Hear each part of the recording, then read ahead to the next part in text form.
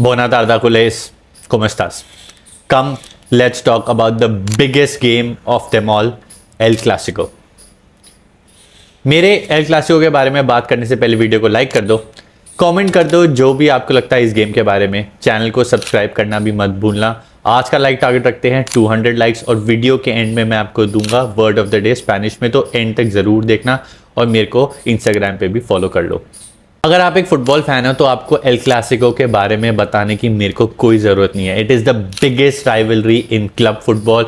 It is the rivalry between the two biggest clubs in Spain and in world football, real Madrid and Barcelona. ये जो rivalry है ना, ये सिर्फ दो क्लब्स के बीच में राइवलरी नहीं है, ये राइवलरी दो सिटीज़ के बीच में है, दो आइडियोलॉजीज़ के बीच में भी है। क्योंकि जो मैड्रिड है वो कैपिटल है स्पेन का और जो बार्सिलोना है वो कैपिटल है काटालूनिया का।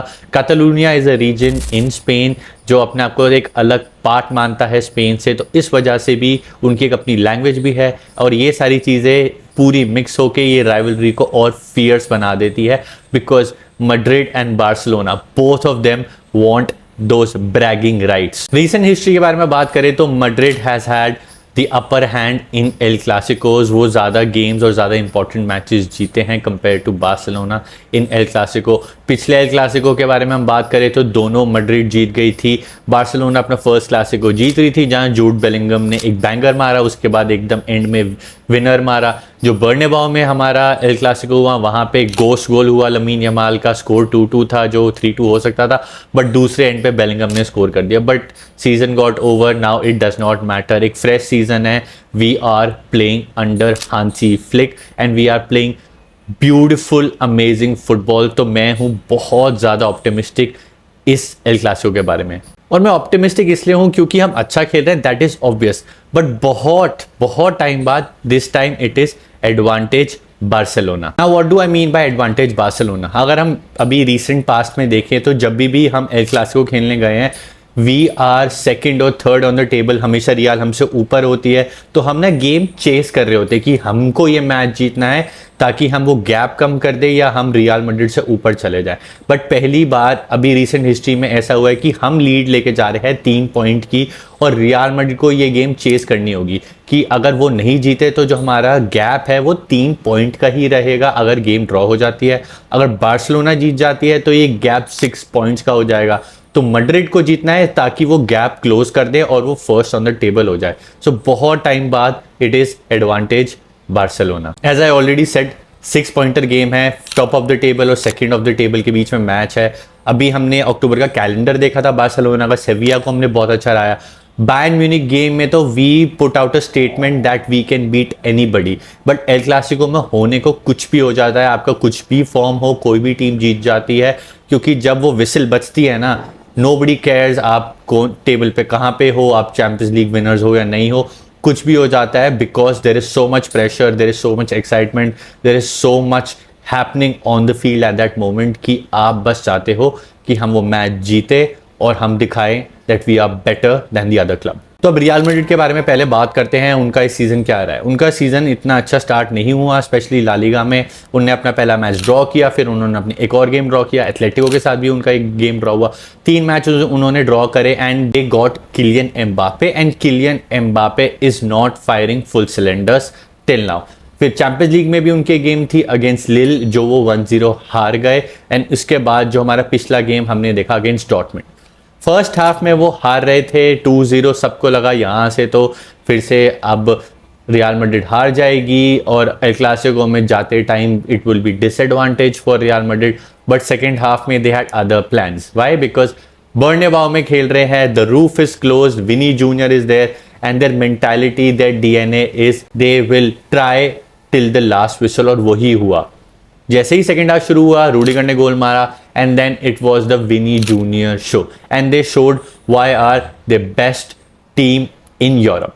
डॉर्टमुंड वाली गेम में उन्होंने क्लियरली शो कर दिया that they are more than prepared for El Clasico. Vini Junior top form में, एंड चाहे एम्बापे का इस सीजन अच्छा फॉर्म नहीं रहा है but still on the given day it's Kylian Mbappe and he can hurt you. थोड़े players के बारे में बात करें तो कुछ कुछ प्लेयर्स उनके अनअवेलेबल है। We already know about Carvajal को ACL हो गया है, तो he is out for the season. Then अभी रिसेंटली न्यूज आई थी कि Thibaut Courtois will also miss the game and Rodrygo. So जो 2 प्लेयर्स हैं इनके मिस करेंगे। इसमें से सबसे बड़ी miss I think is Courtois. There have been moments where Real Madrid is not playing good और टीबो कोर्टुआ ने उनको इतने सारे मैचेस में बचाया है। अगेंस्ट डॉर्टमुंड ऑल्सो मैच 3-0 हो सकता था, टीबो कोर्टुआ ने बचाया। Against Stuttgart also there were moments जहाँ टीबो कोर्टुआ ने उनको मैच में रखा। So Thibaut Courtois will be a miss, but जो उनका सेकंड चॉइस कीपर है Lunin, he is also very good. तो ये उनके कुछ कुछ प्लेयर्स हैं जो नहीं खेलेंगे। चलो अब बार्सिलोना के बारे में बात करते हैं। Barcelona this season is a completely different team under Hansi Flick. We have already seen the high line that we are playing, the pressing football that we are getting, the vertical style of football that we see under Hansi Flick. बिल्कुल भी हम किसी team को chance नहीं दे रहे, हम ऊपर चढ़ के मैक्सिमम टू मैक्सिमम गोल मारते हैं। बट उनका असली टेस्ट जो हांसी फ्लिक का था ना, वो इस मंथ में था। सेविया को हमने बहुत अच्छे से हराया। फिर बायर्न वाली गेम में देवर डाउटर्स की हम शायद से हार जाएंगे, और शुरुआत में 15-20 मिनट्स में लगा जब 1-1 कर दिया कि शायद से now Barcelona will get expose, that highline might get expose, but ऐसा कुछ नहीं हुआ। Raphinha and the team had other plans. तो जो बायर्न वाली गेम थी ना, हमारे लिए इतनी बड़ी बूस्टर बन के निकली कि हम एल क्लासिको में we were more than prepared, की ट्रेनिंग करने की जरूरत भी नहीं है शायद से हमें। मेंटालिटी हमारी बिल्कुल इतनी स्ट्रांग हो चुकी है कि we are more than ready for Real Madrid. 3 hurdle थे इस मंथ में, 2 हमने क्लियर कर दिए हैं। 3rd हमारा है मैड्रिड का, and I am very hopeful कि हम मैच जीतेंगे। बट अभी हम पॉसिबल लाइनअप के बारे में बात कर लेते हैं। तो जो पॉसिबल लाइनअप होने वाला है वो ये होगा। Inaki Pena will definitely be there. हमने लास्ट गेम में देख लिया against Bayern that in difficult matches, in pressure games, Inaki Pena can do well. So Inaki Pena definitely will be there. Then right back no change, Jules Kounde. Bayern वाली game में उन्होंने इतना ज़्यादा pressure absorb किया which was remarkable. Then हमारी best centre back की partnership between Inigo Martinez and Pau कुबार्सी, इन दोनों को कोई नहीं हिला सकता। जब आराउखो आएगा, आई एम रियली वरीड कि आराउखो को खेलने को मिलेगा या नहीं मिलेगा, बट वो फ्यूचर के बारे में है। अभी तो ये दोनों हमारे डेफिनेटली स्टार्ट कर रहे हैं। देन हमारे left back Balde has a recovery pace, Balde can do defending, so Balde will definitely start. Now midfield में अब क्या होने वाला है? पेड्री एंड कसाडो तो अब इररिप्लेसेबल हो चुके हैं, specially Casado. The performance that we saw against Bayern Munich, these two guys will definitely play almost every game as double pivot. कसाडो शायद से कुछ गेम्स में बेंच हो सकते थे, बट बायर्न वाली गेम ने दिखा दिया कि दैट ही इज इररिप्लेसेबल। वो डिफेंसिवली इतने इंपॉर्टेंट है हमारे लिए। विद पेड्री जब वो डबल पिवट में आ जाते हैं तो बिल्कुल उनको हिलाने की कोई ज़रूरत नहीं है। Now camp position, if I am the manager, मैं फेरमीन लोपेस को ही खिलाऊंगा। Even though Danny Olmo looked amazing, उन्होंने 2 ऐसी थ्रू बॉल डाली थी बैन वाली गेम में जहां वो बहुत इंप्रेसिव लगे, but I would again start with Fermin Lopez, no change there. Then top 3 हमारे सेम, लेफ्ट पे Raphinha, centre Lewandowski and right Lamine Yamal. तो जो लाइनअप है पूरा का पूरा एग्जैक्ट पिछले बायर्न वाली गेम वाला। But then as I always said, Hansi Flick always has that one special change, एक ट्वीक हमेशा वो करते हैं जिससे वो सबको सरप्राइज कर देते हैं। तो प्रॉबेबली ये हो सकता है कि शायद से डैनी ऑल्मो स्टार्ट करे वो game, depending on the situation, depending on what Hansi Flick sees. तो ये एक थोड़ा चेंज हो सकता है, वरना बायर्न वाली गेम का ही पूरा लाइनअप होने वाला है।